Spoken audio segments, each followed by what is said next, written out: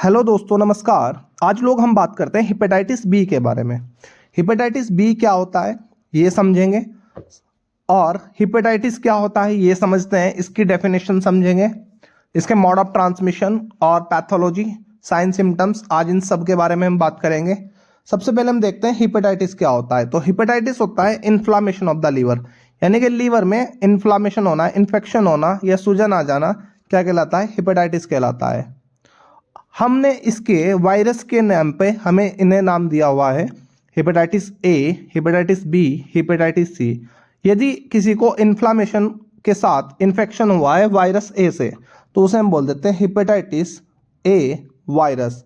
अगर किसी को बी से हुआ है तो उसे बोल देते हैं हेपेटाइटिस बी वायरस। तो इससे वायरस के नाम पे हमने इन्हें नाम दिया हुआ है हेपेटाइटिस ए, हेपेटाइटिस बी और हेपेटाइटिस सी। तो आज हम लोग बात करेंगे हेपेटाइटिस बी के बारे में, जिसे हम HBV भी बोलते हैं। शॉर्ट में हम क्या बोलेंगे? HBV। तो सबसे पहले हम देखते हैं definition of the hepatitis. Hepatitis is a inflammation of the liver, यानी कि लीवर में किसी भी टाइप का इन्फ्लामेशन होना या किसी भी तरह से इन्फ्लामेशन होना क्या कहलाता है? हेपेटाइटिस कहलाता है। हेपेटाइटिस के जो कोज हो सकता है, अल्कोहल हो सकता है। अल्कोहल, कंटिन्यूअस अल्कोहल अगर हम कंज्यूम करते हैं, लगातार हम अल्कोहल पीते हैं, तो हमारी लीवर सेल क्या होती है? इफेक्ट होती है और उनमें इन्फ्लामेशन होना स्टार्ट हो जाता है। तो वो इन्फ्लामेशन ही क्या कहलाता है? हेपेटाइटिस। दूसरा, ड्रग्स, कंटिन्यूअस ड्रग्स लेना या मेडिसिन लेना, ये भी इफेक्ट करती है कहीं ना कहीं लीवर सेल को। थर्ड है हमारे पास ऑटोइम्यून डिजीज। ऑटोइम्यून डिजीज में डिजीज होती है जो हमारी बॉडी के खिलाफ लड़ना स्टार्ट कर देती है, यानी कि हमारी बॉडी हमारे खिलाफ ही लड़ना स्टार्ट कर देती है। तो जब ये डिजीज होनी स्टार्ट होती है, जिन्हें हम बोलते हैं ऑटोइम्यून डिजीज, और इसका एग्जाम्पल है ऑर्थराइटिस। ऑर्थराइटिस एक ऐसी ऑटोइम्यून डिजीज है जो हमारे बोन्स के खिलाफ लड़ना स्टार्ट कर देती है। तो इसकी वजह से भी हेपेटाइटिस हो सकता है। थर्ड है वायरस, यानी कि कहीं से वायरस का इन्फेक्शन हो जाए, यानी कि कोई पेशेंट है पहले से ही हेपेटाइटिस बी का पेशेंट है और उसका ब्लड हमारे कांटेक्ट में आ जाए या सिरिंज कांटेक्ट में आए या रेजर कांटेक्ट में आ जाए, तो उसके थ्रू हमें वायरस का इन्फेक्शन हो सकता है। तो उसके कारण भी हमें हेपेटाइटिस हो सकता है। तो ये कोज है इसके जो हेपेटाइटिस होने के कारण है। अब हम बात करते हैं हेपेटाइटिस बी के बारे में। हेपेटाइटिस बी क्या होता है? हेपेटाइटिस बी एक सीरियस और कॉमन इन्फेक्शन होता है लीवर का। ये बहुत ज़्यादा सीरियस होता है और एक कॉमन इन्फेक्शन भी होता है लीवर का। ऑलमोस्ट दुनिया में सबसे ज़्यादा जो पेशेंट मिले हैं वो हेपेटाइटिस बी के मिलते हैं। इसमें दुनिया भर में लगभग लाखों लोगों को क्या किया हुआ है? इफेक्ट किया हुआ है। दुनिया भर में क्या हुआ है? लाखों लोगों को इफेक्ट किया हुआ है। यदि हेपेटाइटिस बी का इन्फेक्शन क्रोनिक हो जाए, यानी कि इन्फेक्शन को हम दो कैटेगरी में डिवाइड कर सकते हैं। एक तो होता है एक्यूट, यानी कि जो इन्फेक्शन हुआ ठीक हो गया, वो होता है एक्यूट। दूसरा होता है क्रोनिक, यानी कि लगभग 5 से 6 महीने तक कंटिन्यूअस चल रहा है इन्फेक्शन, तो उस इन्फेक्शन को हम बोलते हैं क्रोनिक इन्फेक्शन। तो क्रोनिक इन्फेक्शन के बाद जो हेपेटाइटिस बी होता है, यानी कि लीवर होगा, उसमें क्या हो सकता है? सिरोसिस होता है, जिसे लीवर सिरोसिस बोलते हैं। लीवर सिरोसिस कैंसर से, लीवर कैंसर की लास्ट स्टेज होती है, सेकंड लास्ट स्टेज होती है। तो सेकंड लास्ट स्टेज को हम क्या बोलते हैं? Liver cirrhosis. और नेक्स्ट स्टेज होती है हिपेटोसेलुलर कार्सिनोमा। हिपेटो मीन्स होता है लीवर, सेलुलर में सेल, यानी कि लीवर सेल में क्या हो जाता है? कार्सिनोमा होता है, कैंसर। तो हिपेटोसेलुलर कार्सिनोमा हो जाता है, यानी कि लीवर कैंसर हो जाता है, जिसे HCC भी बोलते हैं। तो हेपेटाइटिस बी एक बहुत ही डेंजरस डिजीज होती है और सबसे कॉमन डिजीज भी है आज के टाइम में, क्योंकि दुनिया में सबसे ज़्यादा जो पेशेंट मिलते हैं वो हेपेटाइटिस बी के मिलते हैं। नेक्स्ट हमारे पास है मोड ऑफ ट्रांसमिशन, यानी कि किस तरह से फैलता है। सबसे पहले हमारे पास सेक्सुअल कांटेक्ट, यानी कि जो सेक्स वर्कर होती है, अगर वह कांटेक्ट में आ जाए हेपेटाइटिस बी पेशेंट के, तो हेपेटाइटिस बी पेशेंट के कांटेक्ट में आने पर उन्हें क्या हो सकता है? हेपेटाइटिस बी हो सकता है, यानी कि वायरस से इन्फेक्टेड हो सकती है। तो वो किसी दूसरे के साथ भी अगर सेक्स करते हैं या सेक्सुअल पार्टनर बनते हैं उनका, तो उन्हें क्या हेपेटाइटिस बी हो सकता है। तो जो सेक्स वर्कर होती है, होमोसेक्सुअल पार्टनर होते हैं, उन्हें बहुत ज़्यादा रिस्क है हेपेटाइटिस बी होने का। दूसरा, पेरेंटल ब्लड, यानी कि किसी को हमने सिरिंज दी, कोई हेपेटाइटिस बी का पेशेंट है, उसको हमने निडल लगा दी और वो ही निडल किसी दूसरे पेशेंट को लगा दी, तो उससे भी हो सकता है। या फिर वो निडल कोई हेल्थ वर्कर है उसको लग गई तो उससे भी हेपेटाइटिस बी हो सकता है।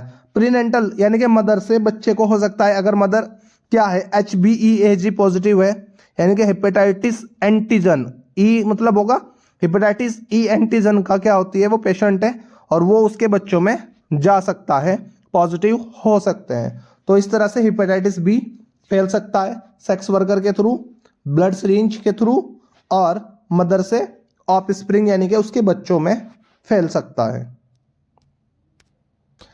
नेक्स्ट हमारे पास है साइन एंड सिम्टम्स।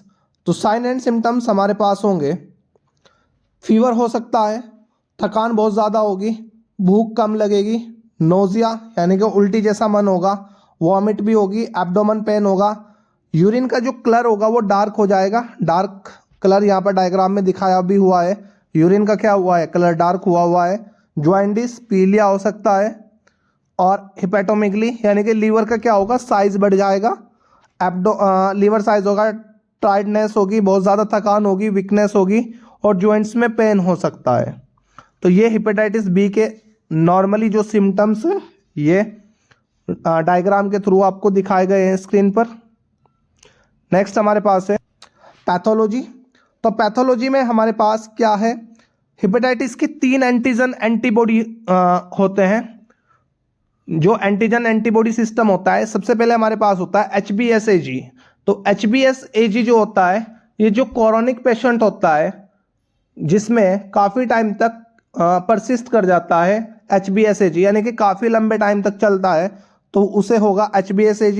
HBsAg होता है सरफेस एंटीजन, एस का मतलब होता है सरफेस एंटीजन, तो हम इसका टेस्ट करा सकते हैं जब काफ़ी लंबे टाइम तक परसिस्ट करता है। सेकेंड है हमारे पास HBeAg। तो HBeAg जो होता है ये एक मार्कर टेस्ट है और ये इंट्रैक्शन होता है HBV का जब लीवर सेल में, यानी कि जो हमारी लीवर सेल है उसमें इसका रेप्लिकेशन हो रहा है, यानी कि नए जो वायरस है वे फॉर्म हो रहे हैं, तो जब होगा HBeAg का। थर्ड है हमारे पास HBcAg। HBc जो Ag होगा ये हमारे पास होता है एंटीजन ई टेस्ट।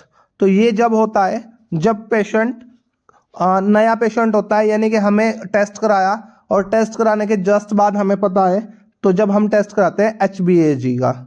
तो यहाँ पर डायग्राम में दिखाया हुआ है HBsAg, HBcAg और HBeAg। तो तीनों टेस्ट हम करा सकते हैं एंटीजन, लेकिन डॉक्टर इनमें से किसी एक टेस्ट को परफॉर्म कराता है उसके टाइम पीरियड के आधार पर। नेक्स्ट हमारे पास है डायग्नोसिस। तो डायग्नोसिस में सबसे पहला टेस्ट है HBsAg, यानी कि ये एक मार्कर टेस्ट होता है इन्फेक्शन का, ये नेगेटिव पॉजिटिव टेस्ट होता है, यानी कि नेगेटिव है तो हेपेटाइटिस बी नहीं है और पॉजिटिव है तो हेपेटाइटिस बी है। दूसरा है HBsAb, ये इम्यूनिटी टेस्ट है, यानी कि HBV वायरस का क्या होता है, हेपेटाइटिस बी वायरस का इम्यूनिटी टेस्ट है। तीसरा हमारे पास है उसका IgM एंटीबॉडी टेस्ट, अगर एक्यूट है यानी कि प्रॉब्लम अभी हुई है तो HBC IgM कराते हैं, यदि प्रॉब्लम क्रोनिक है यानी कि 5-6 महीने से प्रॉब्लम चल रही है इन्फेक्शन की कंटिन्यूअस, तो HBC IgG टेस्ट कराते हैं हम। HBeAg मैंने भी बताया था, एक एक्टिव रेप्लिकेशन होता है वायरस का, ये इंडिकेट कराते हैं, यानी कि अभी हमें प्रॉब्लम हुई है तो वायरस क्या हो रहे हैं, रेप्लिकेट कर रहे हैं, नए वायरस बन रहे हैं, तो HBeAg एंटीजन टेस्ट होता है। थर्ड है HBV-DNA। HBV-DNA सबसे अच्छा टेस्ट होता है इसमें, क्योंकि HBV-DNA केवल इसी वायरस में DNA होता है HBV में, बाकी जितने भी वायरस होंगे HBA, HBC, HBD, HBG जितने भी वायरस होंगे उनका जो जेनेटिक मटेरियल होगा वो जेनेटिक मटेरियल इनका RNA होता है, जबकि केवल HBV का जो जेनेटिक मटेरियल होता है वो DNA होता है। तो इसका हम DNA टेस्ट कराते हैं जिसे वायरल लोड टेस्ट बोलते हैं। ये एक्टिव रेप्लिकेशन होता है वायरस का और जो मोर एक्यूरेट होता है देन HBAg, यानी कि यहाँ पर जो HBAg है उससे ज़्यादा एक्यूरेसी इस टेस्ट में होती है। नेक्स्ट हमारे पास है ट्रीटमेंट। हमने इसे डिवाइड किया था जो हमारे पास HBV है, हेपेटाइटिस बी है, उसे हमने डिवाइड किया था एक तो एक्यूट इन्फेक्शन में और एक क्रोनिक इन्फेक्शन में। तो एक्यूट इन्फेक्शन की बात करते हैं, तो एक्यूट इन्फेक्शन में यदि डिहाइड्रेशन है तो IV फ्लूइड प्रिस्क्राइब करेंगे फिजिशियन, यदि सिम्टोमेटिक इसका ट्रीटमेंट होता है, सिम्टोमेटिक का मतलब अगर नोजिया है तो नोजिया की मेडिसिन चलेगी, वॉमिटिंग है तो वॉमिटिंग की मेडिसिन चलेगी, एब्डोमेन पेन है तो एब्डोमेन की मेडिसिन चलेगी।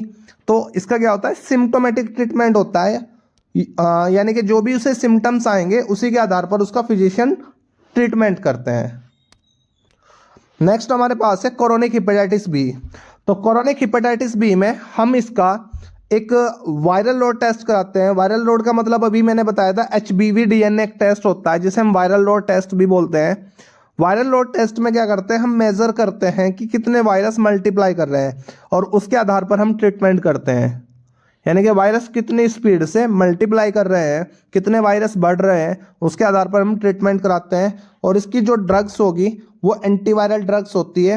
एग्जाम्पल हमारे पास है लेमेविरिडाइन, एंटासिविर, बहुत सारी मेडिसिन होती है, लेकिन ये दी जाती है HBV DNA टेस्ट के आधार पर, कितने एक्टिव वायरस है और कितने इनएक्टिव वायरस है। नेक्स्ट हमारे पास है प्रिवेंशन, हम किस तरह से रोक सकते हैं।